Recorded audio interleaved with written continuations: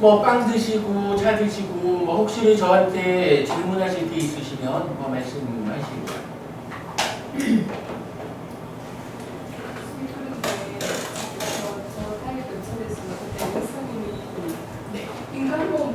정말 힘들다 그랬거든요. 네. 그래서 이제 저희 같은 경우는 이제 젊은 아이 해야 되고 그냥 일반적으로 조사들을 위한 진도제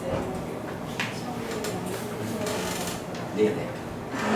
준비해서 살면서 수영이라든지 무시라든지 오개를 잘 안 지키고 이 공부를 안 하고 살면 다시 인간문밖에 가서 아 예.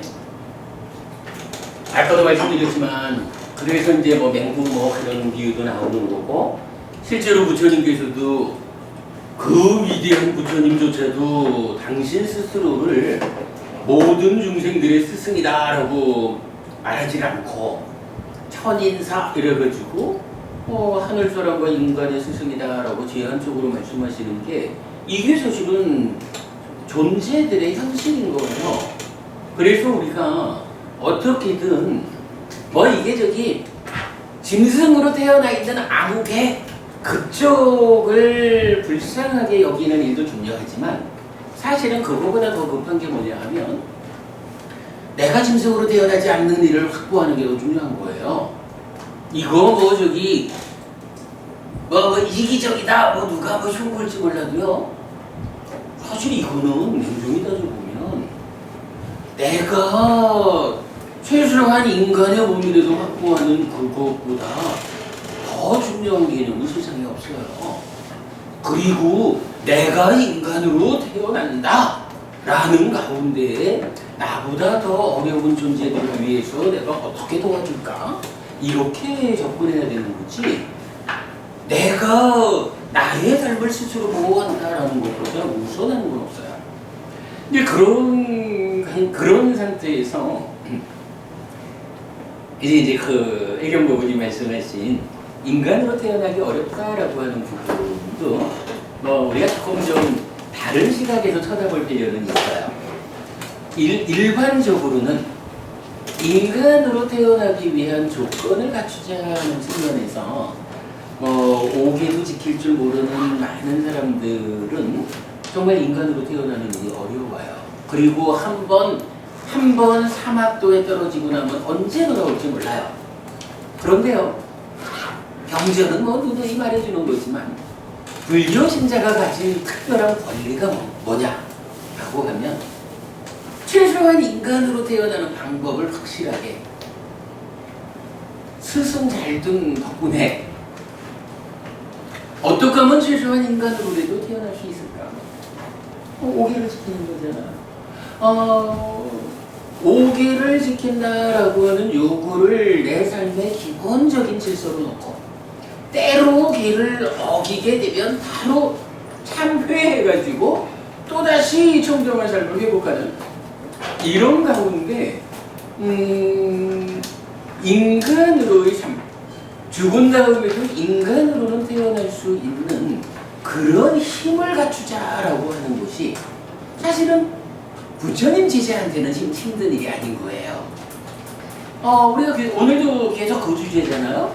배워 알고 실천하는 건데 우리가 오개를 지키면 최소한 인간의 삶은 보장이 된다라고 배워 알면 배워 아는 안에는 내가 그래도 죽어서 지옥 가고 짐승으로 갈 이런 짓을 스스로 안 할 수가 있다고요. 근데 그거를 모르는 사람 입장에서는 모르니까 살생을 하고 모르니까 훔치고 모르니까 바람피고 하는 거죠. 그래서 불교 신자, 즉 부처님 가르침을 배워 알지 못하는 사람에게는 사실은 인간으로의 삶이 보장된다라는 게 힘든 일이에요. 그런데 불교 신자가 되어서 이제 부처님 가르침을 배워 알고 그러기 때문에 그거를 알고야 어떻게 실천하지 않겠어요? 내가 지옥 갈 줄, 지금 짐승으로 태어날 줄 뻔히 알면서 어떻게 그런 짓을 할까? 그렇게 삶을 실천하는 사람한테는 뭐 인간으로 태어나는 거야. 그 보장된 거지. 그러니까 불교 신자한테는 그게 어려운 일이 아니에요. 근데 가르침을 모르는 사람 입장에서는 자기가 나쁜 짓을 하려고 해서 나쁜 짓을 하는 게 아니라 배우지 못해서 알지 못해서 그렇게 사는 건데 그런 경우에 인간으로 태어나는 게 어렵다라는 말이 적용되는 거예요. 그래서 우리가 공부를 해야 되는 거예요. 근데 이제 공부하는 사람한테는 인간으로 태어나는 거야. 아유 그거가 이미 보장돼 있는 거지요. 스님 조기종 같은 경우는 죽고 나면 꼭 49세를 지내잖아요. 49일 그동안 이제 종생활하고 기도를 네. 한다고. 그런데 스님이 이제 하시는 말씀이 저희들이 막 임종 죽을 때 죽기 1분 직전에 간세보살을 몇 분만 정신을 바짝 차려가 읊어줘도 존내간다 그러거든요. 근데 사실 죽을 때 저희가 그 죽음을 눈앞에 둔 직전에 안 죽어갔지만 그런 머리가 의식이 안 되잖아요. 그러니까 그만큼 어려우니까 그거를 위해서 보면 간세보살 읊어줘도 저는 이렇게 또 들은 적도 있거든요. 일단은 이제 그 말씀이 예. 부처님이 하신 말씀일까? 라는 측면에서 보면 뭐 이게 정말 이게는 좀 뭐 미안하고 조심스러운 말이기는 하지만 어차피 뭐 우리가 공부의 기준을 명확히 하는 것이 그런 거죠. 부처님께서 살아계신 동안에 직접 부처님이 죽기 전에 그러하면 좋은 데 갈 거요 라고 말씀을 하셨다 그러면 타당한 얘기겠죠. 근데 일단 부처님은 그런 말씀을 하지 않으셨다라는 거. 그래서 살아오는 내내 늘 고개를 지키고 무시하는 이런 삶을 실천하면 그러한 업들이 쌓여가지고 다음 세상에 태어남을 결정한다 라고 보는 게 뭐 일단 부처님 가르침이라고 봐야 될 거고. 그런데 이제 사실은 좀 표현을 달리하지만 유사한 것은 하나 있어요. 업에 대한 분석의 큰 경, 맞지마니까야 100번이야. 그 업에 대한 분석의 큰 경에서 보면 이렇게 말을 해요.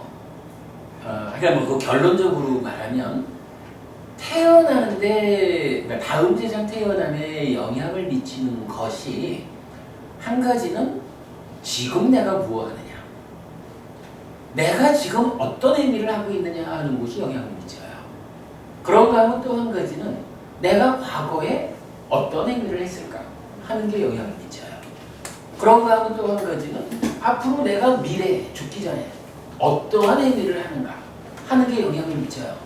근데 결국 사실 이 세 가지는 합쳐서 말하면 살아있는 동안 내가 어떻게 사는 것인가, 어떻게 사느냐에 따라서 결정된다 이 얘기거든요. 어차피 뭐 지금은 지금이고 과거고 미래고 내일은 내일대로 내일 그 시점이 지금이고 지금도 과거가 되는 거지 뭐. 이렇게 이제 되는데 그 경우에서 특징적으로 한 가지 알려주는 게 뭐냐면 죽을 때 어떤 견해를 가지느냐 하는 것이 태어남에 영향을 미친다 그래요. 그래가지고 어떤 태어남이 있을까에 영향을 미치는 거. 그럼 지금 뭐 우리가 아직 죽기 전이니까 현재를 기준으로 보면 과거에 어떻게 살았는지, 지금 어떻게 사는지, 미래에 어떻게 살 건지, 그리고 마지막 죽는 그 시점에 가서 어떤 견해를 가질 건지, 요 네 가지가 태어남을 결정한다라는 거예요. 그래가지고 테라와다 불교가 임종과 관련한 대응 방법이 다르잖아요. 우리는 49제를 안 지내죠. 분명히 부처님 가르침에 의하면 죽는 순간 태어나는 건데 죽는 순간 태어난다라는 것은 죽는 순간 이미 다음 몸을 받아서 가버린 거예요. 이미 다음 몸을 받아서 태어난 존재, 태어난 그한테 지금 여기서 좋은 세상 가라고 아무리 애써봐야 의미가 없다. 그래서 테라와다에서는 죽은 다음 일에 대해서는 신경을 안 써요. 대신에 우리는 그러니까 예를 들어서 스님 우리 어머니가 곧 인정하실 것 같습니다. 스님께서 좀 와주십시오. 돌아가시는 우리 어머니에게 길 안내를 좀 해주십시오. 이렇게 이제 우리를 부르는 거예요. 그러면 우리가 가가지고 그 돌아가시는 분에게 사실은 어머님 말씀하셨듯이 죽는 그 순간에 뭐 아무것도 못 하잖아요. 할 수 있는 일이 사실 별게 없어. 그냥 그래도 마지막 그 순간, 어차피 살아온 과거는 이미 지나간 거니까 남은 건 이제 마지막 순간이고, 가르침에 의하면 죽는 그 순간 어떤 견해를 가지고 죽느냐, 이제 남은 건 그거 하나야. 그렇다고 지금 좋은 견해를 가진다고 좋은 세상 가나? 그건 아니죠. 이것도 영향을 미치지만, 그러나 포괄적으로 살아온 삶의 과정이 이끄는 거예요. 그런데 마지막 이 순간에 어떤 견해를 갖느냐, 그래서 지금 견해라는 것도 의업 행위의 하나잖아요. 어떤 문을 열 거냐 하는 순간에 좀 더 큰 영향을 갖는다 라는 측면이고, 모든 걸 떠나서 그 순간에 이제 남아있는 게 죽는 순간밖에 없잖아요. 그러니까 죽는 그 순간에 그래도 부처님 가르침에 의해서 올바른 견해를 가지고 돌아가셔야 합니다 라고. 그래서 이제 그 올바른 견해라는 곳에 우리 공부했잖아요. 경전은 분명히 바른 견해 이러면 첫 번째가 그거잖아. 하여간 저 세상은 있다, 화생하는 중생은 있다, 업에는 화와 호가 따른다. 이래가지고 죽는다고 해서 끝이 아닙니다. 몸은 버려지더라도 그대의 마음은 변화 가운데 다시 이어서 이미 죽는 그 순간 새로운 태어남이 있습니다. 태어납니다. 요거 알고 죽어야지. 그래야 내가 좋은 세상으로 가야지 라는 마음의 작용이 좋은 세상으로 조금이라도 이끄는 거지, 죽으면 끝이야. 이러고 죽으면 이게 삿된 견해에서 얼룩가지 보라는 거예요. 거기에다가 화생하는 중생이 있다라고 해서 내가 그래도 지옥도 아비도 안 가고 싶다, 어쨌든 인간이거나 그래도 그보다는 하늘 세상에 태어나고 싶다, 이런 내 바램을 좀 더 높이 가져야 되는 측면, 화생하는 중생이 있다. 그리고 이런 모든 것들이 내 삶의 과정이, 즉 지은 업의 힘에 의해서 결정되는 것이다. 요번 세상은 이미 지나가 버려서 과거의 업의 힘에 의해서 또 태어남이 결정되겠지만, 내가 정말 다음 세상에는 업을 잘 지어야겠다, 요런 마음을 가지고 죽으면 마무리가 잘 되고 다음 세상에 대한 준비가 잘 되는 거죠. 그러니까 테라와다에서는 저희가 죽은 다음에 제사 지내지고 이런 개념이 없어요. 돌아가시는 그 시점에 어떻게 하면 조금이라도 더 좋은 자리로 그대의 어머니가 이어져 살아가실지, 그걸 위해서 가르침을 되새겨주는, 그게 우리가 하는 일입니다. 선생님, 그럼 제가 하나만 네.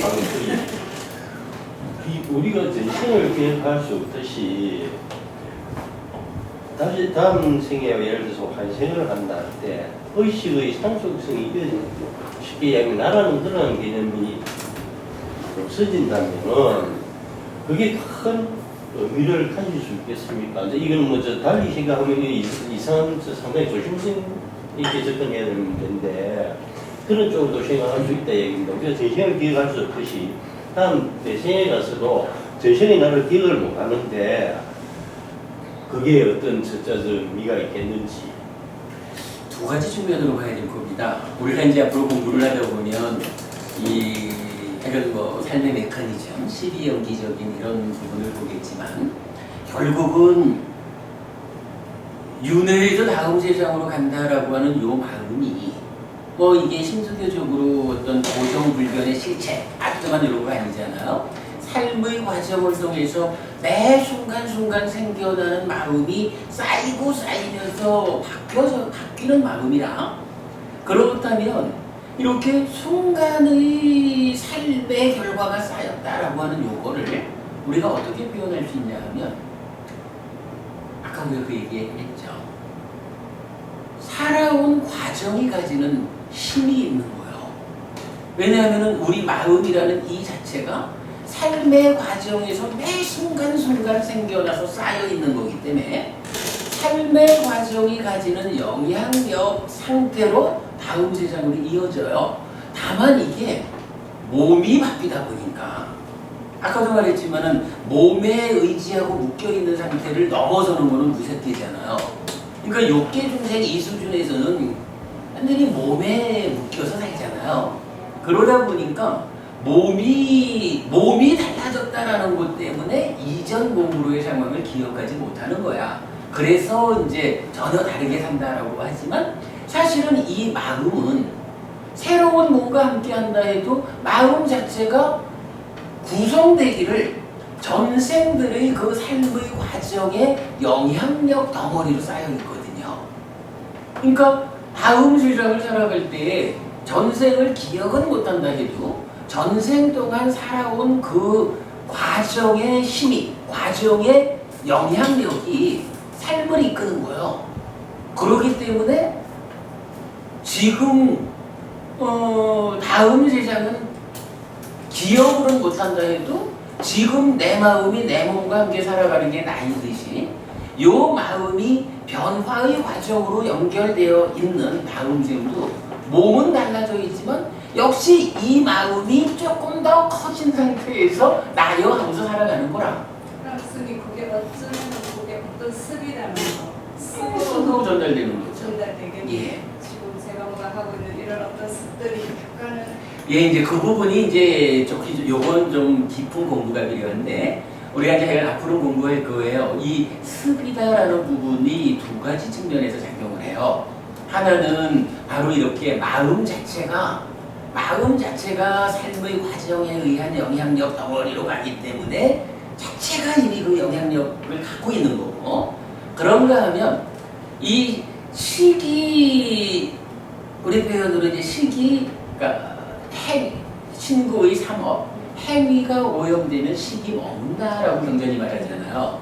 그 머문 식이 쌓이는 것 때문에 이제 삶의 과정에 영향력이 이러는데, 식이 머무는 그때에 같이 일어나는 일이 뭐냐 하면 상이라는 거, 우리 5번 색수상행식 있잖아요. 그 상이라고 하는 것이 또한 함께 생겨나가지고 함께 쌓여요. 그리고는 요 상이 보통 말하는 아이가 뭐 번뇌가 되어가지고 어떤 습관, 뭐 이런 경향, 이런 개념으로 삶에 영향을 주거든요. 그런데 문제는 이제 죽으면 색수상행, 요거는 묶어가지고 명색 이러고 식은 따로 떼거든. 그래서 식과 명색으로 구분해가지고 식은 다음 생으로 그 삶의 과정에 의한 영향력 가운데 넘어가서 다음 생을 또 살고, 명색은 즉 색수상행, 그러니까 몸이거나 상이라는 경향성이나 이런 것들은 버려진다고. 이제 이런 차이 때문에 습관 가지고 간다는 얘기는 조심스럽게 써야 돼요. 왜냐하면 우리가 보통 말하는 습관 이라는 것은 식보다는 상에 좀 가까울 것 같아서 조심스럽고. 그래서 방금 이제 습이라는 것도 나라는 인식이 전제하에 습이 있고 그렇거든요. 아까 그렇죠. 소의 은유라는 이야기 무슨 비슷하게 했는데, 예를 들어서 그 소로의 그 소도 그렇다면 이제 윤회를 볼 때는 다음 전생에서는 뭐였든지 간에 다시 환생을 받았단 말입니다. 그러면 그 소의 의식 속에 내가 전생에 이런 행을 하고 이런 삶을 살았기 때문에 내가 세가 되었구나 하는 이런 인식이 없다면은 큰 의미에서 나라는 것은 이 담요는지는 모르지만 죽는 순간에 끝나고 의식은 다른 덕의 의식이 된다고 합니다. 쉽게 이야기하면은 다른 사람이라는 이야기입니다. 다른 존재라는 이야기죠. 그래 됐을 때 과연 거기 연애라는 게 무슨 큰 그거는 이거는 이제 사실은 대화가 길어지는 주제예요. 그런데 한마디로는 이렇게 말하면 돼요. 한마디로는 그 상황을 놓고 지금 이제 버부님하고 저하고가 예를 들자면 이러한 상태를 놓고 저는 이러한 그 삶의 과정에 대한 영향력 가운데의 시기, 식이 이엇을 살아가면서 몸만 바뀐 거고 몸이 가지는 어차피 몸과 마음이 합해서 나니까 몸이라는 조건의 차이 때문에 전생을 기억하지 못하고 그러나 이 마음은 이렇게 윤회하는 삶의 당사자로서 윤회한다 이렇게 볼 수도 있고 지금 어머님 말씀처럼 그거 좀 달리 보는 게 안 맞겠습니까? 이럴 수도 있잖아요. 이 상황에서 우리가 어떤 판단을 해야 되느냐 하면 결국은 우리가 누구냐 하면 불교 신자다라는 쪽으로 판단을 할 수밖에 없는 거예요. 부처님이 이런 상황을 놓고 어떻게 설명하고 있느냐, 어떻게 가르쳐 주냐 하면 부처님은 바로 이 상황을 식과 명색하면서 식과 명색이 서로 조건되는 관계에 의해서 삶이 윤회하는 것을 설명한다고요. 그러고 부처님 가르침은 시작부터 끝까지 그러니까 이 사부니까야 전체가 어떻게 설해지느냐 하면 바로 이러한 윤회하는 과정을 우리 삶의 현실로 놓고 평소에는 계속 그 얘기잖아. 어떻게 하면 상학도에 떨어지지 않을 건지 어떻게 하면 인간으로 태어남은 있을 건지 어떻게 하면 하늘에 태어날 건지 하늘에 태어나기 위해서 그대가 어떻게 해야 되는지 이 얘기를 쓰도 그게 결국은 경전의 모두거든. 그게 조금 더 향상하면 수행을 잘해가지고 새끼 무새끼 높은 하늘로 갔다가 결국은 그러한 삶에서 해탈해야 된다. 이게 불교의 모든 거거든요. 지금 이제 어머님하고 제 이야기를 이게 이제 얘기는 기니까 뒤에 하기로 하고 단적으로 표현하면 이 상황을 놓고 어떻게 볼 거냐 할 때 부처님은 제가 아니 뭐 그런 거지 뭐 제가 부처님 가르침을 배워가지고 전달하는 거니까 하고 부처님은 삶을 동일한 요 상황을 놓고 이것이 연결되는 것이고 동일한 나의 삶의 과정이고 그래서 윤회하는 것이고 이 윤회하는 삶의 괴로움에서 벗어나야 된다. 이렇게 이제 설하고 있다고요. 근데 이거를 동일한 그 구성관계는 동일하게 보지만 그거를 다른 쪽으로 접근해가지고 윤회라는 것이 의미가 없다라고 보면 뭐 그렇게 접근할 수도 있어요. 다만 그거는 부처님하고 시각이 다른 거야. 우리가 불교 신자라는 것은 누구를 배운다고요? 부처님을 배우는 거야. 부처님 가르침이 이 동일한 상황을 어떻게 단정 지어주느냐 하면 이게 바로 내 마음이 변화 가운데 윤회하는 삶이다. 이 윤회하는 삶에서 벗어나야 한다. 이게 불교의 시작부터 끝인데 그거 벗어나는 게 완성인데 그 부분을 아니다라고 접근하죠. 이거는 하는 게 아니고 그렇다면은 그 이제 윤회선이 어떤 저기 쉽게 이야기하면 유익함이 있겠는지를 얘기를 하고 개별적인 존재에 대해서 어차피 이 우주 삼다만상은 돌아갈 것이고 근데 윤회에서 나 아닌 다른 존재가 태어나게 된다 이렇게 할 때 의식의 연속성이 없다면은 그게 어떤 큰 그걸 가지겠는지 아니 그러니까 저 법원님 말씀 알겠는데 그 부분을 놓고 부처님은 그런 나와 전혀 다른 존재의 삶으로 보지를 않는 거야. 그런 이제 이어지는 다음 내생들을 부처님은 지금의 나와 무관한 어떤 삶으로 보는 게 아니라 나의 삶이 몸과 마음 두 가지로 구성된 상태에서 표현하자면 절반에 해당하는 몸은 바뀔지언정 이 마음이 중심이 되어가지고 변화해가는 이 삶의 과정은 동일한 내용이다. 이게 나의 삶의 연속이다라고 부처님이 말을 해주는 거거든요. 그러니까 그거를 이제 삶의 연속이 아니다라고 본다면 이제 부처님과 견해가 달라지는 거라. 그렇게 되면 불교가 쓸모가 없죠. 불교를 믿지 않는 사람들은 뭐 그렇게 해서 안 믿는다고 봐야 되겠죠. 그러나 이제 아까도 제가 그 얘기를 한 거지만 부처님이 누구냐 하면 완전한 깨달음을 종치한 최고의 스승이다라는 이 믿음 위에서 우리가 공부를 하는 거. 그래서 믿음이라는 게 기능이고 힘이고 이렇게 불리는 게 부처님이 설명하는 그대로 우리 삶을 볼 수 있어야 불교 공부를 통해서 삶이 향상한다. 이렇게 말하는 거거든요. 그럼 뭐, 더 공부를 해보시자고요. 어쨌든 가실 분들 가시고요. 자, 보셔야지 누구다 대박사. 감사합니다. 수고하셨습니다. 저기 이름 적어주고 가세요. 예. 뭐 간단한 양식이 있으니까 적어주시고요. 아닙니다. 또 이게 중요한 질문입니다. 다 그렇게 그래도 함께 대화가 되어야 법회가 또 운영이 되죠.